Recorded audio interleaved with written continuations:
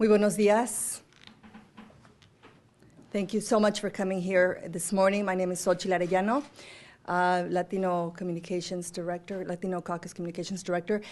This morning we have a press conference in relationship to the resolutions that Senator Gilbert Cedillo has presented. And both resolutions are SJR19 and SCR58. And we will have with us this morning Senator Ron Calderon, who is accompanying us to speak first. Well, thank you all for being here. It's very important that we get our message out on this resolution. Senator Cedillo will be carrying this resolution, which has to do with employers that employ immigrants and that are receiving excessive pressure and intrusion from the government on auditing and actually putting presenting a very fearful environment for immigrants that work in this state to contribute billions and billions of tax dollars to this economy, and at a time when we are in such a poor recession environment. I think it's important that we let the government know, we let Washington know that this is not the time to be picking on immigrants that are trying to work, make a living, and contribute to this community and to this economy. So thank you for being here. With that, I will go ahead and ask Solchi to introduce the senator. Muchas gracias. I also want to introduce a few members of the community that are here with us this morning. We have Rebecca Sandoval. She's president of the LULAC chapter. Buenos días. Here in Sacramento. Also, and if I miss you, please remind me. We also have Luis Magaña, to my right, from the American Friends Services Committee. And also Mr. Al Rojas from the Northern, Labor Council for Latin American Advancement. Okay, Labor Council for LACLA. Muchas gracias. And friends of the community, also Efren Gutierrez with the Chicano Consortium here in Sacramento. And we are also accompanied by Assembly Member Cotto, Joe Cotto, and si pudiera hablarnos un poquito, le agradeceríamos. Mire nomás, unas palabritas en español, por favor. Gusto en saludarlos y es un placer estar aquí con el senador Cedillo y con el senador Calderón. Todos sabemos la historia de California, ¿no? California es el estado más poderoso económico en todo este país, el número 8 estado en el mundo, ¿no? Cuando ve uno la economía de este estado. Y la razón por cual este estado es tan rico y tan fuerte económicamente es por el trabajo y el labor y el esfuerzo de la población inmigrante en California. En toda la historia de California, cuando revisa uno cómo creció tan fuerte California, ha sido por el labor y por el trabajo y por la energía y por el esfuerzo de la colonia inmigrante en el estado de California. Así es de que cuando vemos nosotros reportes en la prensa o vemos oficiales criticando a nuestra comunidad, nos enojamos nosotros como miembros de la legislatura porque esa fuerza, ¿no?, que existe en California ha sido en gran parte por la colonia inmigrante en este estado. I was just saying that, you know, it's really tragic when you think that the economy of California is the 8th largest one. Sometimes it goes to 7 and 6, but it is a very powerful economic engine. And historically, the economy of California, when you look way back, the underpinnings of the economy have been driven very significantly and primarily by the hard work and efforts and labor of the immigrants who came to this country from Mexico and other Central and South American countries and made the agribusiness #1 in the world and developed the cattle and sheep industry and the mining industry and everything that created California the strength that it is economically. So we, of course, become very offended and extremely concerned when we see articles and we see the reports that are critical of our immigrant population, because clearly this state would not survive economically or every other which way if it's not for the hard work and labor and contributions to our state of the immigrant community. So it's an honor for me to be here joining Senator Cedillo, who has been a champion of this cause since he's been here, and Senator Ron Calderon, of course, who represents a large Latino population in Los Angeles, to say, ya basta, you know, ya basta. We got to change that. Anyway, thank you for being here. Bravo, bravo. Good morning. I am Senator Gil Cedillo. I'm pleased to be here, not happy, but pleased to be here to talk to you about the introduction of 2 resolutions. SJR19, which deals with the enforcement-only policy that has evolved from the Obama administration, and SCR58, which deals with hate speech in the media and its adverse impact on all Californians. As you know, and you heard very eloquently from Assemblymember Joe Cotto, you heard how immigrants, who are close to 9 million in the state, 26% of the population, they pay close to $5 billion in taxes. You know that they're fully integrated into our economy. You heard Joe Cotto talk about the importance that they've played in the evolution of important industries in the state of California: agriculture, service, tourism, manufacturing, construction, light manufacturing. Just vital and fully integrated into the economy of our state and our nation, yet are not fully integrated into the civic life of our nation. We had hoped, many of us who campaigned for President Obama, that there would be a change in policy and in climate.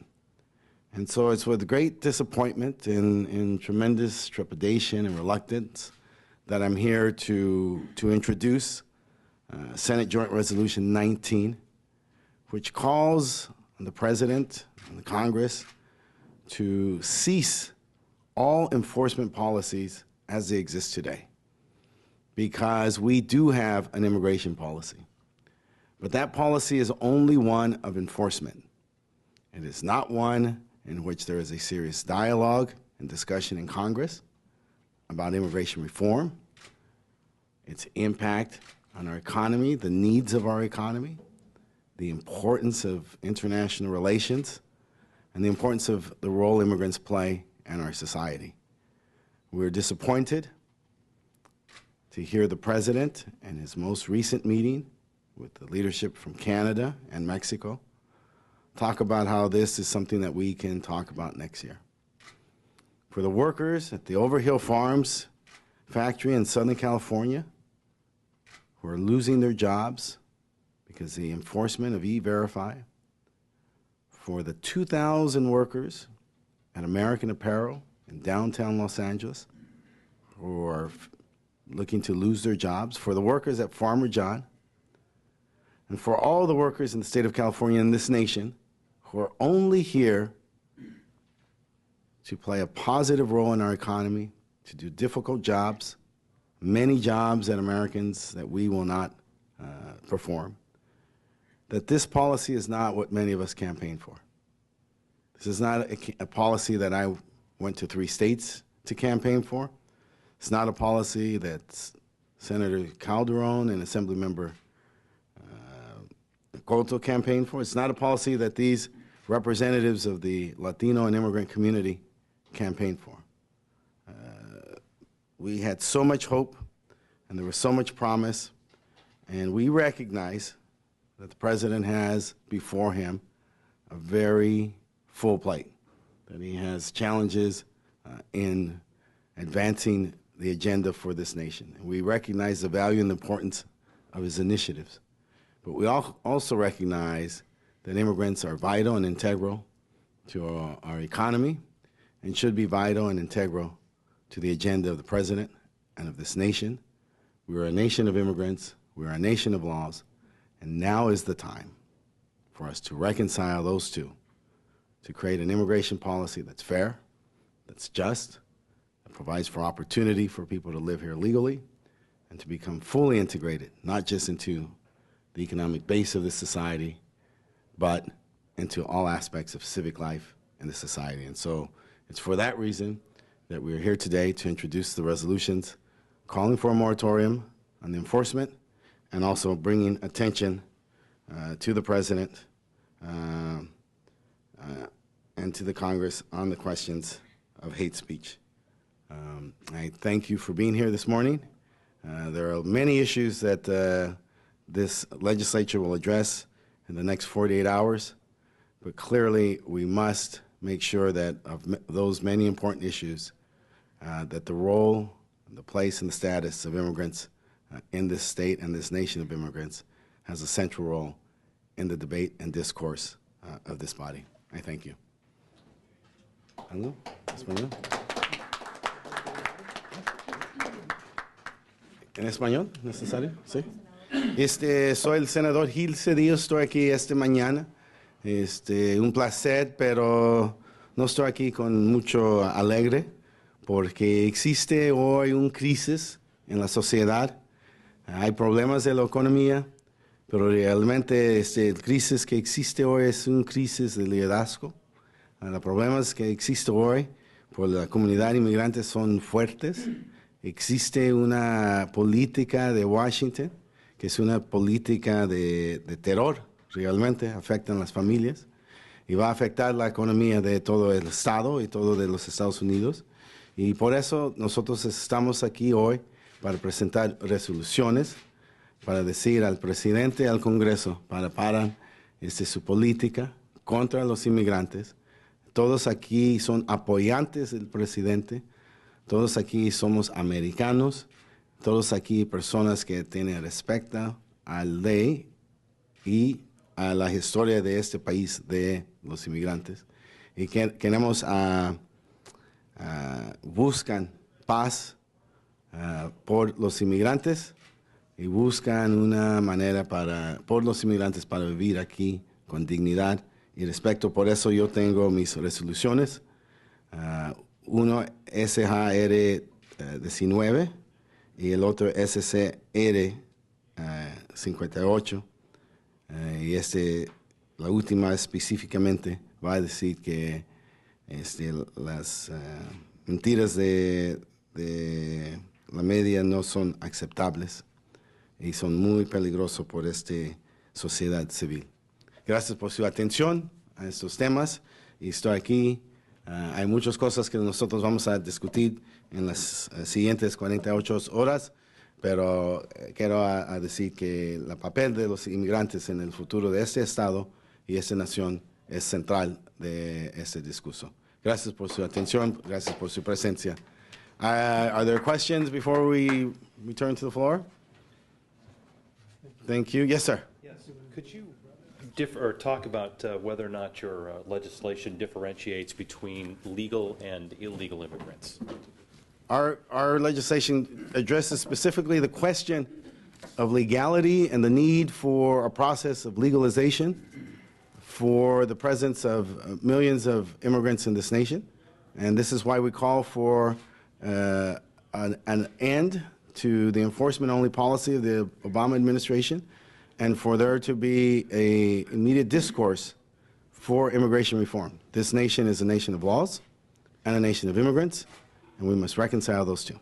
Are you talking about amnesty for illegals currently in the country? No, we're talking about immigration reform that recognizes the presence and the critical role that immigrants play in our economy and the need for our economy and for our nation to live consistent with its traditions and its history of integrating immigrants into the fabric legally of our society. Any questions? Answers? Yes, sir. Resolutions are, they're not binding, but they're statements of, sort of position statements and calling Yes, this is for us a very difficult break from our support for the president. As I indicated, I campaigned in 3 states, Texas, Nevada, and California, for President Obama. I was one of the first and early Latinos, elected leaders of the Latino community to support the president in his campaign. I've had several meetings with him, both during the campaign and subsequent. And so it's with great pain that we come here today to call upon the president to end his enforcement-only policy. It is not reflective of the promise and hope that we held out for him. In many respects, it is more draconian than the policies of President Bush because of the effectiveness and because of the ability, the collaboration both with various agencies and the effectiveness of technology, specifically E-Verify, and having an impact on the workplace. And we have specific examples in downtown Los Angeles. American Apparel, one of the most important, a rare American manufacturer who makes all their product from start to finish, made American. 5,000 employees in one building. 2,000 of them are facing job loss because the execution of E-Verify. A few miles down the road at Overhill Farms, the same circumstance. Overhill Farms is food processing and packaging.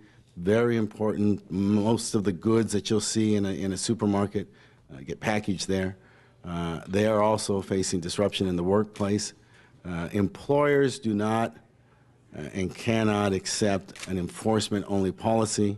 Many of them rely on immigrants and count on the dependability of that workforce for them to be prosperous and successful, and which is why they're very engaged in the immigration debate. So how much? See. Do you think resolutions will really have? Do you think this will get the attention of President Obama? I do.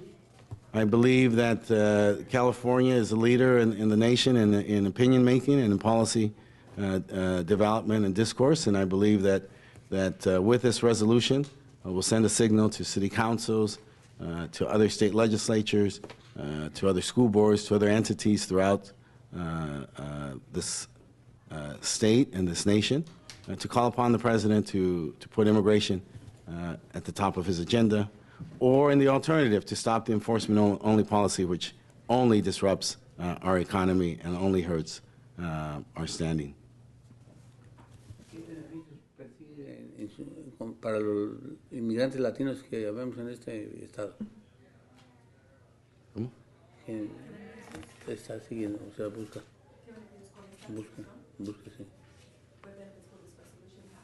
Bueno, va a decir que hay personas acá que no aceptan la posición del presidente, que dice esperan por una discusión sobre la política migratoria, ¿no? No es aceptable por nosotros, para mí, y creo que hay otros que tienen el mismo sentimiento.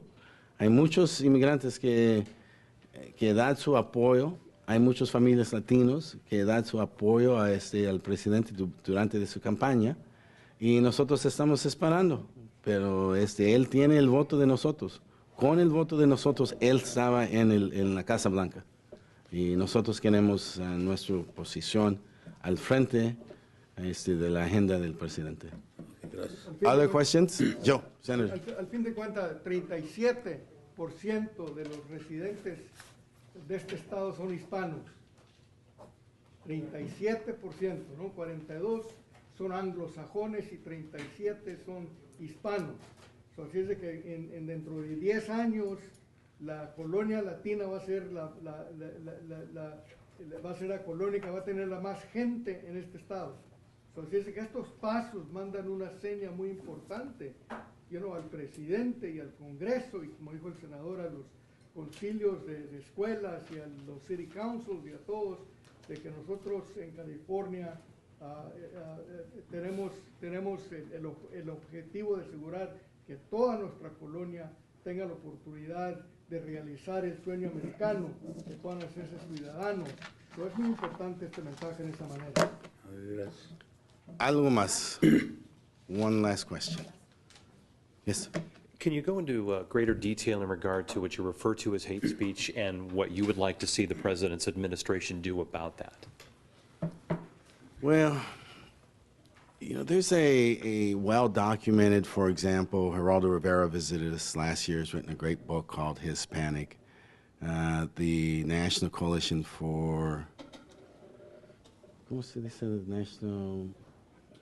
National Hispanic Media Coalition. National Hispanic Media Coalition has gone to Congress and has documented.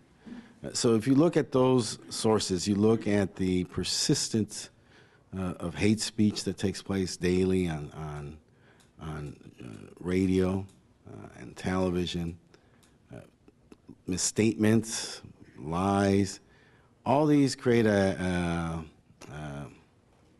climate for which people then accept certain policies. We voted just a few weeks ago to give citizens like you and I, born in this nation, U.S. citizens, but if their parents are undocumented, a lesser standard and a lesser status, second place status, a second class status in this nation. That's abhorrent. That would be unheard of. If we said to the African American community, your kids are going to have a second class status. If you're poor, they'll get less money than others.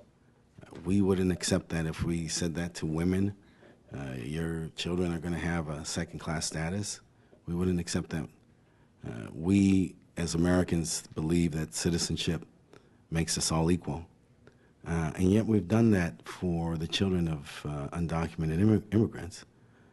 And yet that comes from a climate that says this is acceptable because somehow the rights of the undocumented are not protected by our Constitution. And so we're very concerned about the hate speech because we believe it creates a climate. There was an unfortunate tragedy.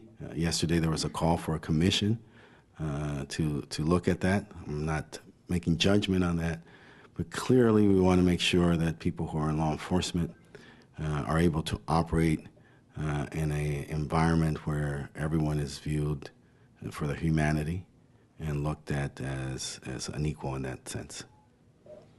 That's it. Gracias.